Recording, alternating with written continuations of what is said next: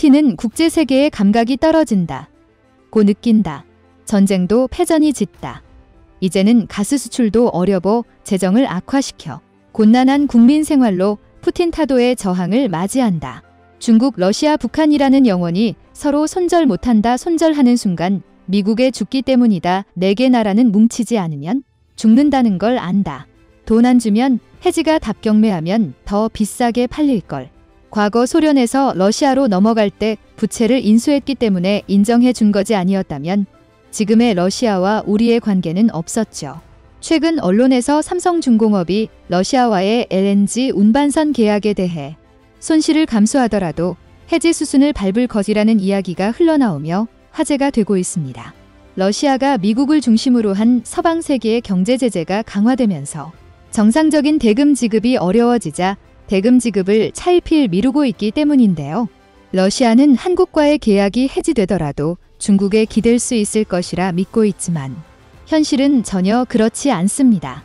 중국이 은근슬쩍 러시아와 손절매하려는 모습을 보이며 끈끈해 보였던 중러동맹에 균열이 발생했기 때문입니다. 또한 더 중요한 문제는 중국의 형편없는 기술력에 있습니다. 최근 중국이 러시아에 공급한 반도체 중 불량이 속출하며 그 불량률이 40%에 달할 정도라고 하는데요. 한국이 LNG선 계약을 해지할 경우 러시아가 위기에 처할 것은 불을 보듯 뻔해 보입니다. 반면 한국은 폭발적으로 증가한 LNG선 수요 증가에 현재 만들고 있는 LNG선을 다른 나라에 팔면 그만이라고 하는데요. 그 자세한 내용 알아보도록 하겠습니다.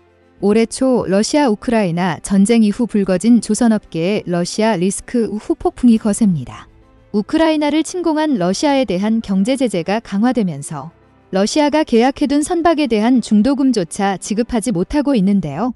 이에 한국 조선사와의 계약이 줄줄이 해지 수순을 밟을 것으로 예상됩니다.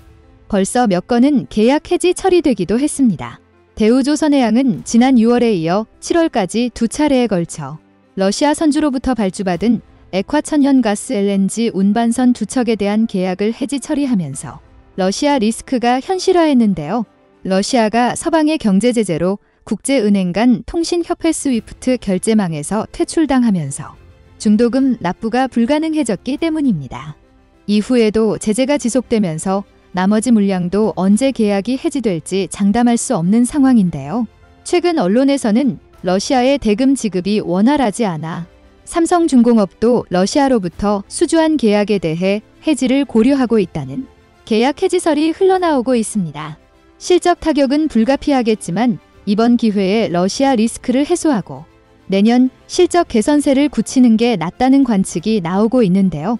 조선업계는 지난 20일 언론을 통해 삼성중공업이 러시아로부터 수주한 쇠빙 액화천연가스 LNG 운반선 계약 해지를 검토하고 있다는 사실을 밝혔습니다. 계약 해지는 연말 전에 단행될 것으로 전망되고 있습니다. 한국조선해양, 대우조선해양, 삼성중공업 등 국내 조선 3사가 러시아로부터 수주한 금액은 약 80억 달러에 달하는데 이 중 삼성중공업이 50억 달러로 가장 많은 물량을 갖고 있습니다. 삼성중공업은 러시아 즈베즈다 조선소와 설비 공급 계약을 맺고 러시아가 추진하는 대규모 LNG 개발 사업인 아크틱 LNG 이 프로젝트에 투입될 쇠빙 LNG 운반선을 건조하고 있는데요.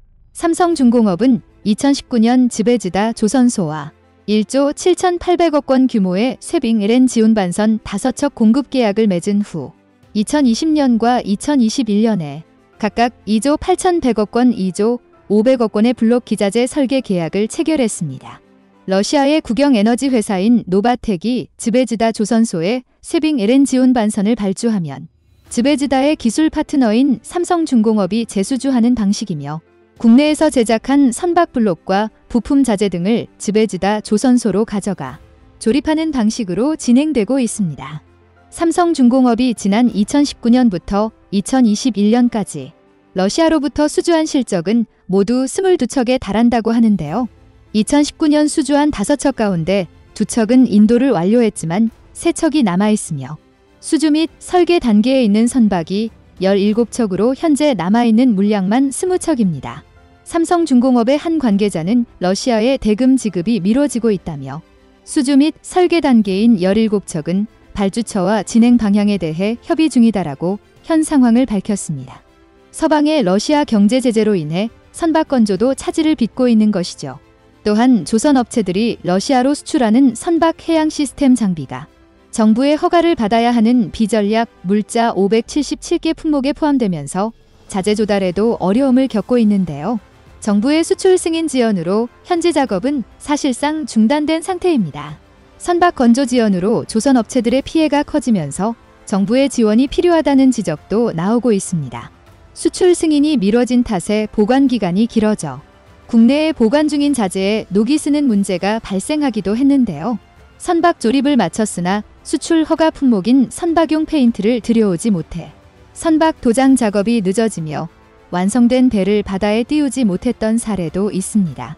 시장에서도 올해까지 삼성중공업의 적자가 예상되는 만큼 이번 기회에 러시아 리스크를 해소하는 것이 낫다고 평가하고 있습니다.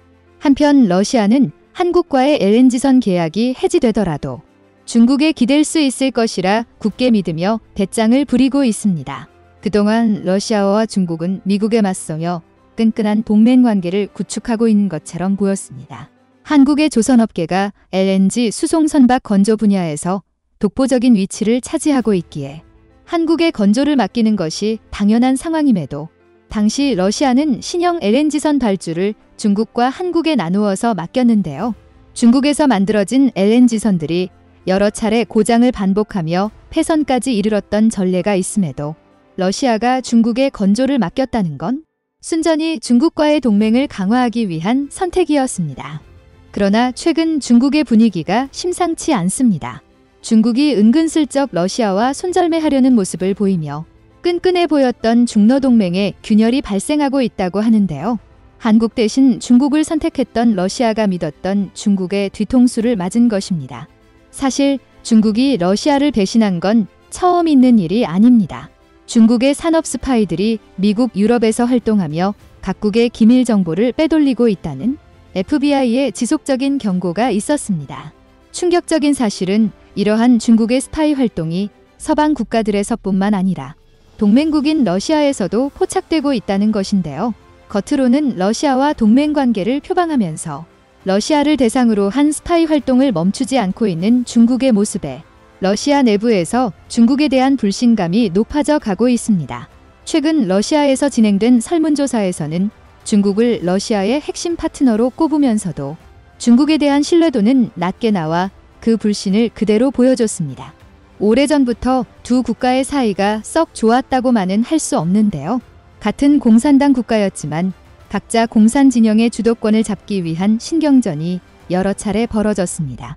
러시아와 중국은 국경을 맞대고 있기에 과거 소련 시절에는 여러 차례 군사 충돌이 일어나기도 했습니다. 심지어 양국 간 긴장이 극에 달했던 1969년에는 소련이 중국의 핵공격을 계획한 적도 있습니다. 지금은 미국에 맞서 손을 잡았지만 소련의 부활을 꿈꾸며 주변국들을 다시 복속시키고자 하는 푸틴과 하나의 중국 1대1로를 통해 실크로드의 영광을 재현하려는 시진핑은 결국엔 경쟁자가 될 수밖에 없을 것 같습니다. 당장은 동맹국이기에 중국이 러시아의 편에 선다고 하더라도 러시아의 고민은 해결되기 힘들어 보입니다. 바로 중국의 형편없는 기술력 때문인데요. 최근 중국이 러시아에 제공한 반도체의 불량률이 대단히 높은 것으로 나타났습니다. 지난 18일 연지 시각 영국의 기술 매체 더 레지스터는 러시아 매체인 코메르산트의 보도를 인용해 중국이 러시아에 공급한 반도체의 불량률이 900%나 올랐다고 전했는데요. 우크라이나 사태가 터지기 전만 해도 불량률은 2%에 불과했지만 지금은 그 불량률이 무려 40%에 달한다고 합니다. 해당 매체는 불량률 2%만 돼도 제품 품질에 문제를 일으킬 수 있을 정도로 최적의 상태가 아니라고 할 수 있는데 무려 40%에 달하는 불량률은 굉장히 심각한 문제라고 지적했습니다. 러시아는 심각한 불량률에도 불구하고 제조업 공장 가동을 유지하기 위해서 어쩔 수 없이 중국에서 반도체 실리콘 수입을 계속할 수밖에 없는데요. 당연히 러시아 제조업체들은 이러한 상황이 반갑지 않습니다. 서방국의 제재로 인해 합법적인 공급망이 막힌 상황에서 회색 시장에 의존할 수밖에 없는데 그마저도 공급 속도가 원활하지 않기 때문입니다.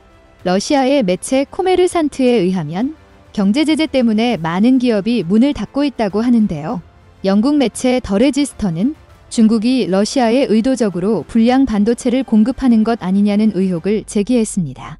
서방국의 제재가 이어지는 이상 러시아는 중국이 아니면 반도체를 공급받을 국가가 없기 때문입니다. 중국의 기술 기업들은 이미 러시아의 사업 위험을 인식하고 있습니다. 지난 8월 화웨이 러시아 일부 매장은 재고 부족을 이유로 제품 판매를 중단했고 지난달에는 일부 직원들을 중앙아시아로 재배치하기도 했죠. 이러한 상황에서 한국이 LNG선 계약을 해지할 경우 러시아가 위기에 처할 것은 불을 보듯 뻔해 보입니다. 반면 한국은 폭발적으로 증가한 LNG선 수요 증가에 현재 만들고 있는 LNG선을 다른 나라에 팔면 그만이라고 하는데요. 러시아와의 LNG선 계약 파기가 오히려 한국 조선업계에 호재로 작용하고 있습니다. 러시아의 가스 수출 중단으로 러시아와 LNG선 건조 계약을 체결했을 때보다 LNG선 수요가 폭발적으로 증가했기 때문입니다. 지난해 1월과 7월에 계약한 러시아와의 LNG선 계약을 해지했던 한국조선해양은 러시아에 팔기로 했던 LNG선을 기존 계약 금액보다 3,000억 원 더 받고 재계약하기도 했습니다. 현재 우리나라는 밀려드는 LNG선 주문량을 소화하지 못할 정도이기에 러시아와의 계약이 파기되더라도 다른 나라에 판매가 가능한 상황이며 한국조선업의 수주 실적은 계속해서 늘어날 전망입니다. 한편 삼성중공업은 일각에서 제기되고 있는 이 계약 해지설에 대해 확정된 바 없다며 선을 그었는데요. 삼성중공업의 한 관계자는 서방 제재로 러시아의 대금 지급이 원활하게 이루어지지 않는 것은 맞지만 앞서 지급한 선도금을 이용해 선박 건조는 계속 이어가고 있다고 밝혔습니다. 다만 계약 해지를 결정한 것은 아니고 계약 해지를 포함해 모든 가능성을 열어두고 다각도로 검토하고 있는 상황이라고 덧붙였습니다. 삼성중공업이 어떤 결정을 하든 칼자루는 우리 한국의 손에 쥐어져 있는 것 같은데요. 부디 손해보지 않고 최대한의 이익을 낼 수 있는 현명한 선택을 하게 되길 바랍니다. 우크라이나 전쟁 장기화로 러시아와 서방 국가 간의 에너지 갈등도 가열되고 있는데요.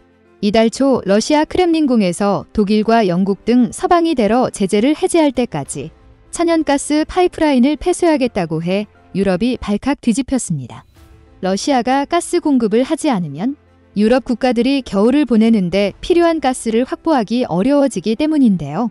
이런 상황에서 유력한 대안으로 떠오르고 있는 것이 있는데요. 바로 저 멀리 아시아에 있는 한국입니다. 갑자기 왜 한국이냐고요? 답은 우리의 조선 기술에 있습니다. 한국 조선 기술이 왜 유럽 천연가스 대란을 해결해줄 흑기사로 꼽히고 있는지. 이번에 러시아가 폐쇄한 천연가스 파이프라인인 노르드 스트림 1은 러시아와 유럽을 잇는 최대 규모의 가스 파이프라인인데요. 작년에 유럽에 수출된 러시아 가스 중 35%가 이 파이프라인을 통해 넘어갔으니 얼마나 중요한지 알 수 있습니다. 노르터서 트림 1폐쇄 발표 후 네덜란드 선물 시장에서 유럽 가스 가격이 28%나 올랐고 영국의 경우 올겨울 전기 요금이 약 178% 오를 수 있다는 전망까지 나왔습니다. 기업과 공장들에도 러시아의 가스 공급 중단은 청천벽력과 같은데요. 대표적인 것이 슬로바키아 최대 알루미늄 생산업체 슬로발코의 사례입니다. 슬로발코는 내년 전력 구매 계약 체결을 포기하고 생산을 단계적으로 축소한 데 300에서 450명의 노동자를 해고하는 절차도 진행 중인데요. 이는 그동안 유럽이 러시아 천연가스에 얼마나 의존해 왔는지를 말해주지요. 바로 지금 하는 밸브 잠그기인데요. 러시아는 과거부터 서방 국가들이 러시아의 정책이나 행보에 대해 반발하거나 제재를 가하려고 할 때마다 각종 명분으로 가스 밸브를 잠그며 위협했습니다. 이러한 전략은 이번 우크라이나 전쟁으로 서방 국가들이 경제 제재를 강화하면서 더욱 자주 쓰였는데요. 단적인 예로 러시아는 3월에 가스 결제 대금을 유로가 아닌 루블화로 지급하지 않으면 공급을 중단하겠다고 엄포를 놓았는데요. 이를 씹고 대금을 루블화로 지급하지 않겠다고 합 폴란드와 불가리아로 가는 밸브를 다음 달 진짜로 잠근 바 있습니다. 라트비아에 대해서도 같은 이유로 7월 말 가스 공급을 중단했고요. 노르드 스트림 완전 폐쇄 직전인 지난달 말에는 가스관을 유지한다는 명분으로 사흘간 동파이프라인을 폐쇄하기도 했습니다. 러시아의 천연가스 갑질에 밥 먹듯이 당해온 유럽은 더 이상 이에 휘둘리지 않기 위한 방안을 모색하고 있는데요. 이번 사태를 예견했다는 듯이 이미 올해 4월 이후는 연말까지 러시아산 석유와 천연가스 의존도를 3분의 2로 줄이겠다고 밝혔습니다. 나아가 2027년 말까지 러시아산 석유와 천연가스 수입을 아예 중단하는 목표까지 세웠는데요. 하지만 발표 당시 이 계획에 대한 회원국들의 반응은 엇갈렸습니다. EU 국가들이 쓰는 천연가스의 90%, 석유의 87%는 수입산. 이 중 천연가스의 40% 석유는 25%가 러시아 거였기 때문입니다. 즉 아무 대책 없이 러시아 거라고 다 막아버리면 우리는 뭘 쓰냐는 거지요. 이에 대한 대안으로 유럽이 선택한 것은 공급 루트의 다변화인데요. 러시아 외에 다른 나라들의 천연가스를 들여오는 것입니다. 작년 기준 러시아가 생산량 세계 2위인 것은 맞지만 1위는 미국입니다. 3위는 이란, 4위는 중국, 5위는 캐나다, 6위는 카타르, 7위는 호주고 8위는 유럽 국가인 노르웨이지요. 수출량도 작년 세계 1위는 호주로 2위는 카타르, 3위는 미국이 러시아는 그 뒤를 이은 4위입니다. 이렇게 보면 러시아가 아닌 다른 나라들을 통해 천연가스를 들여오겠다는 전략이 허황한 건 아니지요. 그렇지만 이렇게 천연가스를 생산하고 수출하는 나라가 러시아 말고도 많은데도 유럽이 러시아에 의존했던 데에는 다 이유가 있는데요. 생산량 1위인 미국은 대서양 바다를 건너와야 하고 수출량 1위 호주는 인도양을 넘어 수에즈 운하까지 타고 들어와야 유럽에 다다를 수 있습니다. 생산량 3위인 이란은 서구권에 경제 제재받는 나라라 들여올 수 없을. 4위 중국은 거리가 먼 것은 물론 러시아의 우방이라 아웃이지요. 다른 나라들이라고 사정이 딱히 나은 건 아닌데요.